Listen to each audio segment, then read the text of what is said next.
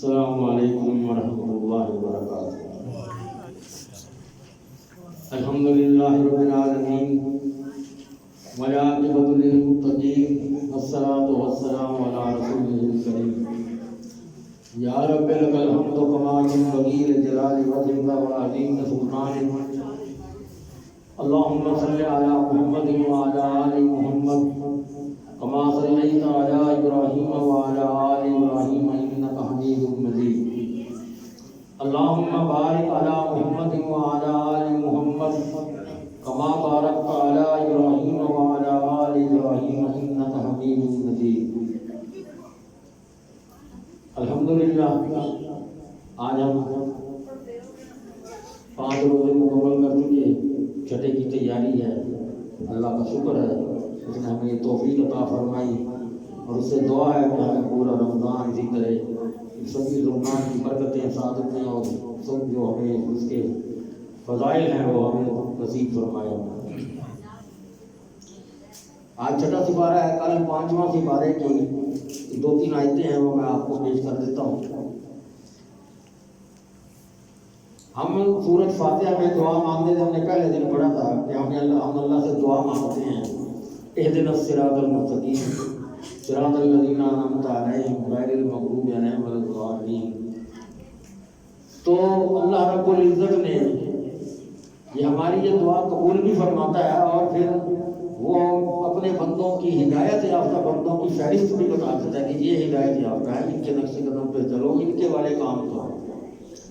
اسی سورۃ نساء میں 69 اور 70 نمبر آیت ہے، وَمَن يُطِعِ اللَّهَ وَالرَّسُولَ فَأُولَٰئِكَ مَعَ الَّذِينَ أَنْعَمَ اللَّهُ عَلَيْهِم مِّنَ النَّبِيِّينَ وَالصِّدِّيقِينَ وَالشُّهَدَاءِ وَالصَّالِحِينَ وَحَسُنَ أُولَٰئِكَ رَفِيقًا ذَلِكَ الْفَضْلُ مِنَ اللَّهِ وَكَفَىٰ بِاللَّهِ عَلِيمًا۔ وہ لوگ جو اطاعت کرتے ہیں، فرما برداری کرتے ہیں اللہ اور اس کے رسول کی، فَأُولَٰئِكَ مَعَ الَّذِينَ أَنْعَمَ اللَّهُ عَلَيْهِمْ، تو یہ ان لوگوں کے ساتھ ہوں گے جن پر اللہ نے انعام کیا۔ جو اللہ اور اللہ کے رسول کی اطاعت کرتا ہے تو بندے تو نے ماجے کہا کہ صراط الذین انعمت علیہم، مجھے ان رسول انعام یافتہ لوگوں کی صف میں شامل کر دے، مجھے ان میں شامل کر دے۔ تو ان پہ یہ لسٹ بھی میں بھیج رہا ہوں، یہ لسٹ ہے، اس کو پڑھ لے کہ یہ جو اللہ اور اس کے رسول کی اطاعت کرنے والے ہیں وہ سب کے سب ان انعام یافتہ لوگوں کے ساتھ ہوں گے۔ وہ کون ہیں؟ من النبیین، وہ انبیاء ہیں، والصدیقین، اور صدیق صالح لوگ، والشہداء، اور شہداء، والصالحین، نیک لوگ، وحسن اولئک رفیقا، اور کیسے خوبصورت ساتھ ہے یہ، جن کے ساتھ آپ ان لوگوں کے ساتھ، صدیقیوں کے ساتھ، صدیقین کے ساتھ، شہداء کے ساتھ، صالحین کے ساتھ ہمیں ساتھ مل جائے، اس سے بڑھ کر اور انعام کیا چاہیے؟ کیسا خوبصورت ساتھ ہے، اللہ فرماتے ہیں ذالک الفضل من اللہ، یہ اللہ کا فضل ہے، خاص فضل ہے آپ کے لیے۔ وکفیٰ باللہ علیما، اور اللہ تعالیٰ ہمیں کافی ہے، وہ سب کچھ جاننے والا ہے۔ مسلمانوں کا تحفظ بھی یہاں صورت میں بتایا گیا ہے کہ جب کچھ لوگوں کو اللہ تعالیٰ کسی ملک یا طاقت یا حکومت عنایت فرماتا ہے تو پھر ان حکومت والوں کے لیے فرض ہے کہ وہ دوسرے علاقے کے تمام مسلمانوں کا تحفظ بھی کریں۔ تحفظ کے منظر نظر آ رہا ہے، کیا تحفظ ہو رہا ہے ہمارا، فلسطین میں کیا ہوتا ہے، بوسنیا میں کیا ہوتا ہے، انڈیا میں کیا ہوتا ہے۔ اللہ رحم فرمائے۔ وَمَا لَكُمْ لَا تُقَاتِلُونَ فِي سَبِيلِ اللَّهِ وَالْمُسْتَضْعَفِينَ مِنَ الرِّجَالِ وَالنِّسَاءِ وَالْوِلْدَانِ الَّذِينَ يَقُولُونَ رَبَّنَا أَخْرِجْنَا مِنْ هَٰذِهِ الْقَرْيَةِ الظَّالِمِ أَهْلُهَا وَاجْعَل لَّنَا مِن لَّدُنكَ وَلِيًّا وَاجْعَل لَّنَا مِن لَّدُنكَ نَصِيرًا۔ اب کیا ہو گیا تمہیں؟ مَا لَكُمْ، تمہیں کیا ہے؟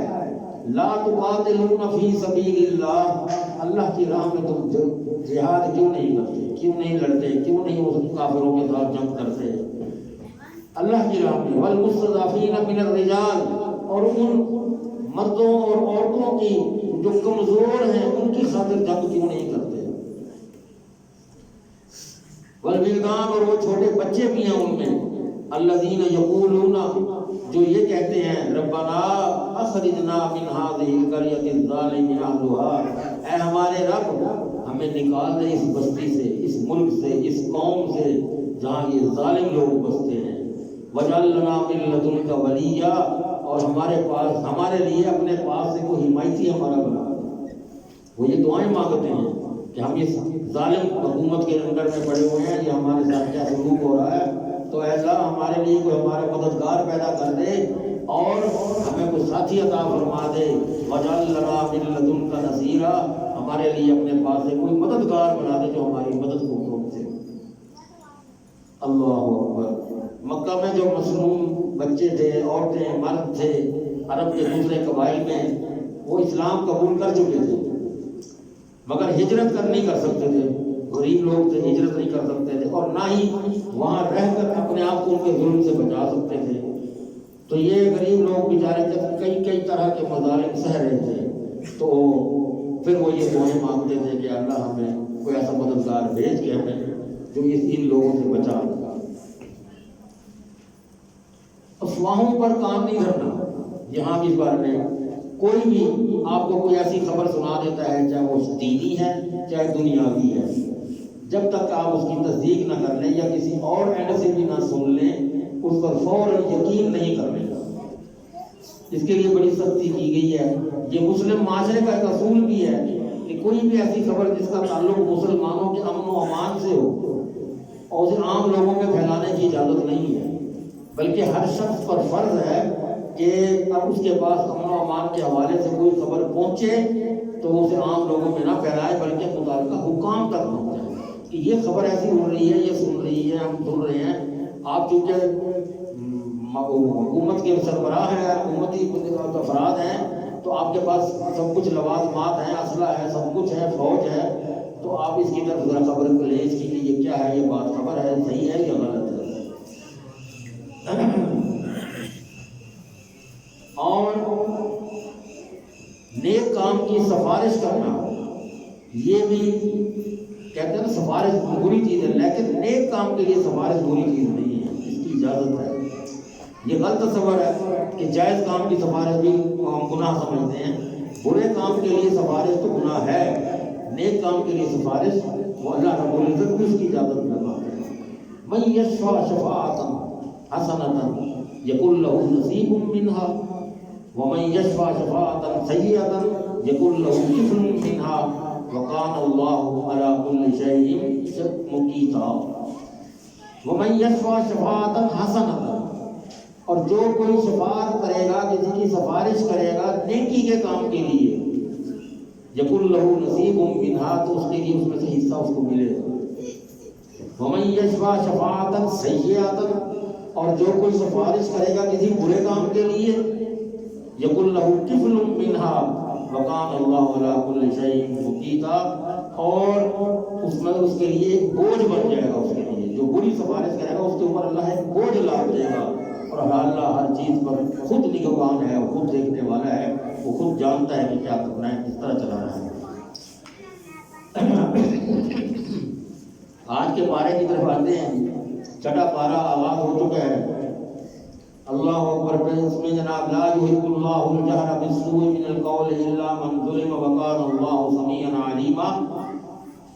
اللہ نہیں پسند فرماتا اونچی آواز کے ساتھ بات کرنا، بری بات، کوئی بری بات کو بالسوء، بری بات کو بلند آواز سے کرنا پسند نہیں فرماتا، الا من ظلم، مگر صرف اس کی بری آواز سے بات سننے کو ناراضی ہوتا ہے جس پر ظلم کیا گیا، مظلوم کی آہ اللہ سنتا ہے۔ اور کسی کو اجازت نہیں ہے کہ وہ کسی برے کام کی کوئی اطلاع یا کوئی بات یا اونچی آواز سے چیخ چیخ کے پکارے، اس کو اجازت نہیں ہے۔ اللہ صرف ظالموں کے تلے پسنے والے جو مظلوم ہیں ان کی پکار چاہے وہ کسی انداز سے بھی کریں، اللہ سنتا ہے۔ وکان اللہ سمیعا علیما، اللہ سننے والا بھی ہے اور دیکھنے والا بھی، جاننے والا بھی، وہ سب جانتا ہے۔ اللہ اکبر۔ یہ ہمارے ہاں رواج رہا ہی نہیں ہے اب ظالم جو بندے دندناتے پھر مظلوم کی کوئی سنتا نہیں، نہ ہماری عوام میں سے کوئی اس قابل رہ چکا ہے، نہ اللہ کی کوئی بندے ایسے ہیں یا نہ حکومتیں اس قابل ہیں کہ وہ ہمارے ان غریبوں کی ان بچاؤں کی مدد کو پہنچ سکیں۔ اللہ تعالیٰ پر رحم فرمائے۔ اور دین کے بارے میں غلط افواہیں پھیلانا یہ بھی بہت بڑا گناہ ہے۔ یہ اللہ کا بنایا ہوا دین ہے، یہ مکمل ہے، کامل ہے، اللہ نے اسے آسمانوں سے مکمل کر کے بھیجا ہے، اس کا نام اسلام رکھا ہے، اللہ نے خود فرمایا ہے۔ آگے آئے جائے اس کی الیوم اکملت لکم دینکم واتممت علیکم نعمتی ورضیت لکم الاسلام دینا۔ اللہ نے کہا کہ میں نے آج تمہارا دین تمہارے لیے مکمل کر دیا ہے، واتممت علیکم نعمتی، اور میں نے اپنی ساری نعمتیں تم پر پوری کر دی ہیں، ورضیت لکم الاسلام دینا، اور میں نے تمہارے لیے جو دین پسند کیا ہے اس کا نام اسلام۔ اللہ نے کوئی کمی نہیں چھوڑی، ہر چیز کھول کر بیان کر رہی ہے، یہ اللہ کا فیصلہ ہے۔ اور اللہ کیا کہتا ہے کہ اس میں تمہیں ملاوٹ کرنے کی یا اس کے بارے میں کوئی افواہیں پھیلانے کی ضرورت نہیں ہے، اجازت نہیں ہے، ممانعت ہے سختی سے۔ یا اہل الکتاب لا تغلوا فی دینکم ولا تقولوا علی اللہ الا الحق، کہ اے کتاب والے اہل کتاب، عیسائی جو تھے نا وہ اکثر ہمارے بارے میں مسلمانوں کے بارے میں یہ باتیں کیا کرتے تھے، تو ان کو یہ اللہ مخاطب بولا کہ یا اہل الکتاب، اے کتاب والو، لا تغلوا فی دینکم، اپنے دین میں حد سے نہ گزرو، زیادہ آگے نہ چہو، ولا تقولوا علی اللہ الا الحق، اور اللہ پر ایسی بہتان تراشی نہ کرو سوائے حق بات کرنے کی، جو حق ہے، جو اللہ کا حکم ہے، وہی اپنی طرف سے مت کھڑک باتیں بیچ میں شامل مت کرو۔ سورۃ مائدہ شروع ہو جاتی ہے۔ مائدہ کے معنی ہیں دسترخوان، المائدہ دسترخوان۔ اس صورت میں دسترخوان کا واقعہ ہے کہ جب حضرت عیسیٰ علیہ السلام کو لوگوں کو دعوت دی، عیسیٰ علیہ السلام نے جب لوگوں کو دعوت دی، تبلیغ کی، تو ان کی جو دعوت کو قبول کرنے والوں نے کہا کہ اگر آپ کی بات سچی ہے، آپ کا رب سچا ہے، آپ ہمیں جو اپنے رب کے بارے میں جو بیانات دے رہے ہیں اگر وہ سچا ہے تو پھر ہم کب آپ کی بات مانیں گے، اور آپ کو بھی سچا نبی تب مانیں گے جب آپ اپنے رب سے کہیں کہ ہمارے لیے آسمان سے کھانا بھیجو۔ کیا کیا عجیب عجیب فرمائشیں رکھتے تھے، دین نبیوں نے کس طرح دین کی تبلیغ کی ہے، کیا کیا ایسی لغو قسم کی فرمائشیں مانگی گئی ہیں، لیکن اللہ کے لیے تو ایسی کوئی نہیں، اللہ تو قادر مطلق ہے، وہ تو سب کچھ کر سکتا ہے۔ تو پھر ان کے قوم نے پھر جب یہ فرمائش کی تو حضرت عیسیٰ علیہ السلام نے پھر دعا کی، بڑا آسمان سے کھانا دیا۔ پھر وہ اس کھانے پر بھی انہوں نے اکتفا نہیں کیا، بس نہیں کی، اب روز یہ آسمانی کھانا کھا کھا کے تنگ آ گیا، اب ہمارے لیے کوئی پیاز لہسن اس قسم کی سبزیاں بھی ہمارے لیے پیدا کرو، وہ اس پر فرمائش کی۔ اللہ اکبر۔ آج جناب یہاں پر وہی آیت آ گئی یوم اکملت لکم کی، حضرت عمر رضی اللہ عنہ نے فرماتے ہیں کہ ہم اس دن اور اس جگہ کو جب جانتے ہیں اچھی طرح سے جب یہ آیت رسول اللہ صلی اللہ علیہ وآلہ وسلم پر نازل ہوئی تھی 9 ذی الحجہ کو، عرفات کے میدان میں آپ نے جب خطبہ دیا تھا، جمعۃ المبارک کا دن تھا، تو یہ آیت نازل ہوئی تھی کہ آج میں نے دین مکمل کر دیا۔ اب یہاں ہے کہ یا ایھا الذین آمنوا اوفوا بالعقود، کہ اے ایمان والو پورے کرو اپنے عہد، جو عہد کرتے ہو، جو کسی سے وعدہ کرتے ہو، کسی قسم کا بھی، کسی بات کا بھی، وہ پورے کرو۔ یہ جو ہم پر جو حقوق ہیں اور فرائض ہیں جن کو اللہ تعالیٰ نے بندوں پر نازل کیا ہے اور عائد کیا ہے، وہ عہد و پیمان بھی اس میں داخل ہیں۔ جو لوگ باہمی طور پر لین دین میں کرتے ہیں یا آپس میں کوئی کسی معاملات میں، گھریلو، دنیاوی، کاروباری، کسی بھی معاملے میں ایک دوسرے کے ساتھ لین دین میں جو عہد و پیمان کیے جاتے ہیں ان کو پورا کرنے کی سخت تاکید کی۔ جانوروں کی حلت اور حرمت بھی یہاں اس صورت میں آئے گی۔ احلت لکم بہیمۃ الانعام الا ما یتلی علیکم، تمہارے لیے چرنے والے چوپائے حلال کیے گئے ہیں، جو چرتے ہیں، گھاس کھاتے ہیں، سوائے ان کے جو تم پر پڑے ہیں، الا ما یتلی علیکم۔ پھر حرام کی تفصیل یہاں آگے بیان کر دی ہے، غیر محل الصید وانتم حرم، غیر محل الصید، کہ جن کو شکار نہ کیا جائے، شکار کے لیے استعمال جو ہوتے ہیں، شکار کو حلال جاننے والے نہ ہوں، اور جب تم احرام میں ہو پھر تو ہر جانور ہی حرام ہو، پھر تو کسی کی شکار کی اجازت ہی نہیں ہے۔ احرام کی حالت میں تو گھاس توڑنے کی اجازت نہیں ہے. آپ کہیں بیٹھے ہیں کہیں گھاس توڑ لیتے وہ بھی اجازت نہیں. اور پھر اللہ تعالیٰ نے عام حالات میں مردار، خون، خنزیر، بھیڑوں غیر اللہ کے نام پر مشہور کی گئی جو قربانی ہے وہ سب حرام کر دی گئی ہیں. اور کوئی ایسا جانور جو آپ کے شکار کی کوئی تیر یا کسی چیز کے لگنے سے زخمی ہو جائے اور وہ مرنے سے پہلے اسے ذبح کر لو تو وہ حلال ہوگا مگر نہ نہیں. اور اگر وہ اسی قسم میں مر جائے اور آپ کے وہاں تک پہنچنے تک وہ ختم ہو گیا پھر وہ حرام ہوگا. اللہ نے اس کا یہاں سارا ڈیٹیل بتا دی ہے. اور پھر یہ بھی بتایا ہے کہ جن سکھائے ہوئے جانوروں سے تم شکار کرتے ہو، بعض ایسے بھی شکاری ہوتے ہیں جو انہوں نے کوئی پرندے یا وہ باز یا اس قسم کے پالے ہوتے ہیں جو جا کے شکار کر کے لاتے ہیں، اور اگر وہ اس کو زندہ پکڑ کر لے آئیں، دبوچ کے لے آئیں تو ٹھیک، یا اگر وہ مر گیا تو پھر وہ ختم، پھر وہ حلال نہیں ہے. اور یا پھر اس کے دانت لگنے سے، اس کے کھانے سے اس کا کوئی گوشت کا ٹکڑا لگ نکل گیا تو پھر بھی وہ حرام ہے، اس کا بھی کھایا ہوا حرام ہے.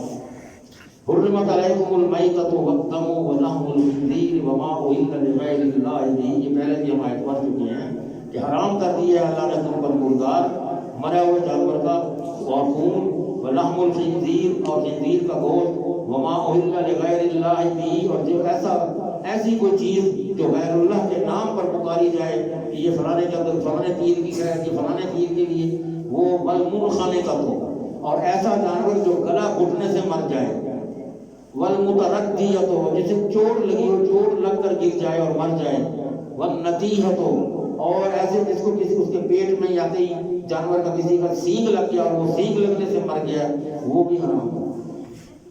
وما اکل السبع الا ما ذکیتم، اور ایسا وہ جانور جو تمہارے اس کو شکاری جو وہ کر کے لاتے ہیں شکار، اس سے پہلے کہ تم اس میں سے گوشت کچھ کھا لیتے ہو پھر وہ بعد میں مر جاتا ہے تو وہ بعد میں تو مر کے حرام ہو گیا، تو تم نے کسی مرنے سے پہلے جو کھا لیا یا اس کو تم ذبح کر لیتے ہو پھر وہ حرام ہو گیا. اگر وہ ذبح نہیں کر سکے تو پھر وہ حرام ہو گیا. وما ذبح علی النسک، اور جو یہ اپنے خاص اپنے مقامات مقرر کیے ہوئے ہیں درباروں کے یا جن طرح کے بھی کہ یہ ان کے نام کا میں نے یہ جانور پالا ہے اور وہیں جا کر اسی کے اندر تھان پہ جا کر ذبح کروں گا اور اسی کے نام کا ہوگا، وہ حرام ہے. اللہ فرما رہا ہے وہ حرام ہے. وَأَن تَسْتَقْسِمُوا بِالْأَزْلَامِ، اور یہ جو آج کل ہمارے بہت اب بھی چل رہی ہے یہ جو فال نکالنا، پانسے پھینکنا، اس کو بھی اللہ نے حرام فرمایا. اور پھر آگے جو حلال جنہیں اليوم احل لکم الطیبات وطعام الذین اوتوا الکتاب حل لکم وطعامکم حل لہم، آج تمہارے لیے پاکیزہ چیزیں حلال کر دی گئی ہیں اور ان لوگوں کا کھانا تمہارے لیے حلال ہے جنہیں کتاب دی گئی ہے. مثلا عیسائی کے ساتھ آپ بیٹھ کر کھانا کھا سکتے ہیں، اہل کتاب کے ساتھ آپ کھانا کھا سکتے ہیں بشرطے کہ حلال طریقے سے بنا ہو. یہ نہیں کہ اس کا طریقہ اگر حرام کا ہے تو آپ اس میں شامل ہو جائیں گے، نہیں، شرط یہ ضروری ہے جو حلال طریقے سے اس نے بنایا ہوا ہو پھر اس کے ساتھ بیٹھ کر آپ کھانا کھا سکتے ہیں. اللہ اکبر. اب یہاں ایک چیز اللہ نے دیکھی کس طرح کھول کر اللہ نے اپنے کلام میں ہمیں کیا کچھ نہیں بتا دیا. یہاں کیا فرما رہا ہے اللہ تعالیٰ؟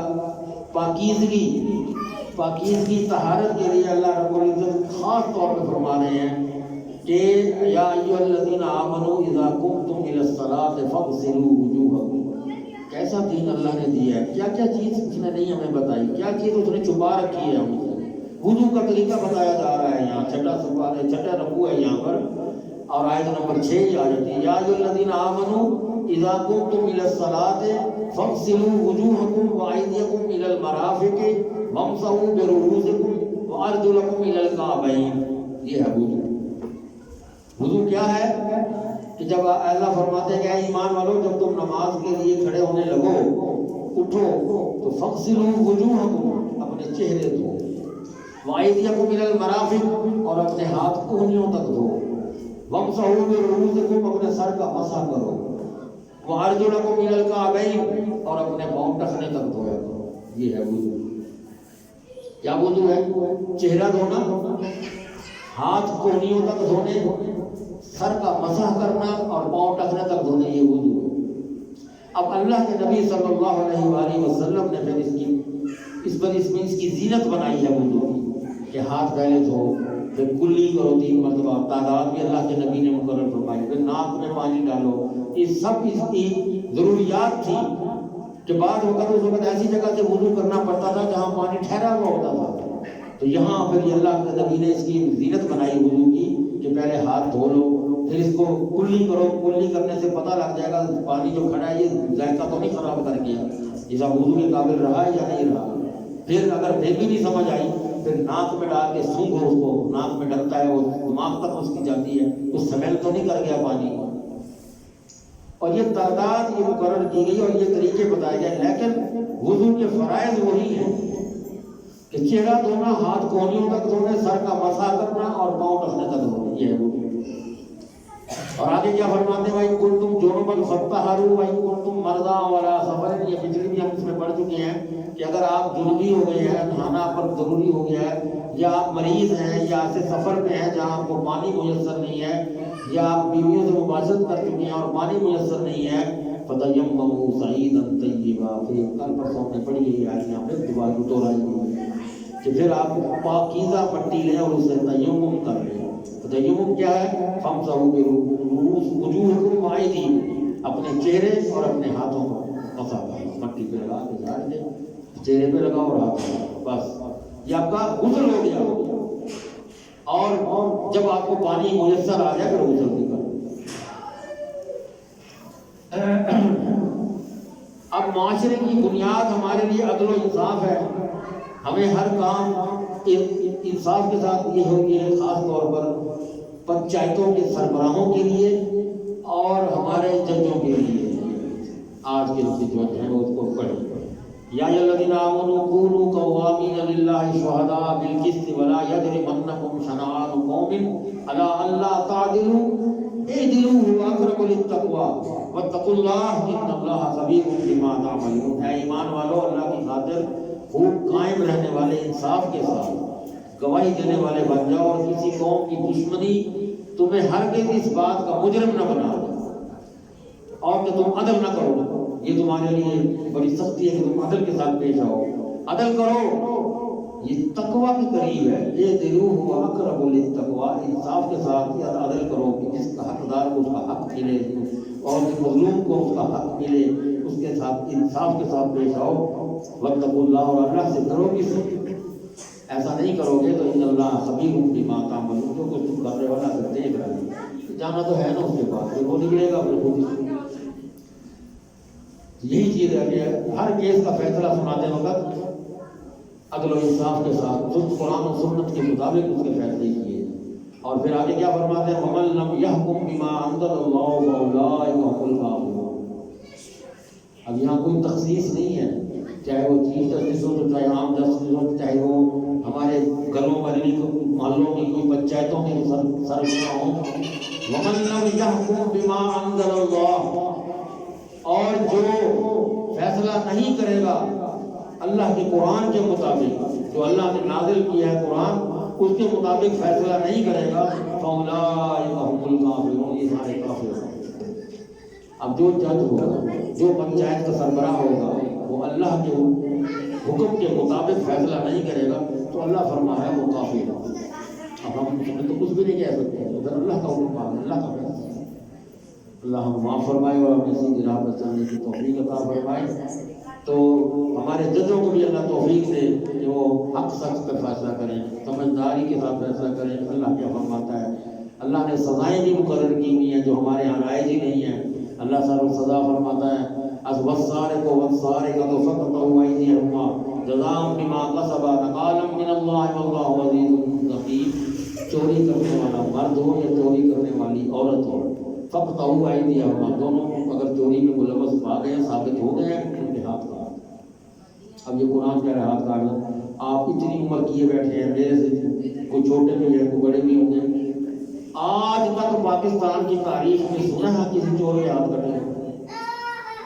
تو ہم قرآن کے کیا فیصلے کرتے ہیں؟ کیا ہم قرآن کو دیکھ رہے ہیں؟ اللہ رب العزت کو کس طرح نافرمانی کے ساتھ پیش آ رہے ہیں. اللہ کہتا ہے کہ چور مرد ہو یا چور عورت ہو، ہاتھ کاٹ دو. ایک اللہ کے نبی کے پاس ایک عورت لائی گئی جس کا نام بھی فاطمہ تھا. تو اس کی سفارش کی گئی کہ اللہ کے نبی یہ اس کے ساتھ 2-3 چھوٹے بچے ہیں اور یہ بیچاری بہت غریب تھی, مجبور ہو کے اس نے چوری کی ہے. اللہ کے نبی نے فرمایا کہ میرے پاس جو لائے ہو تو میں تو پھر اللہ کا حکم کے مطابق چلوں.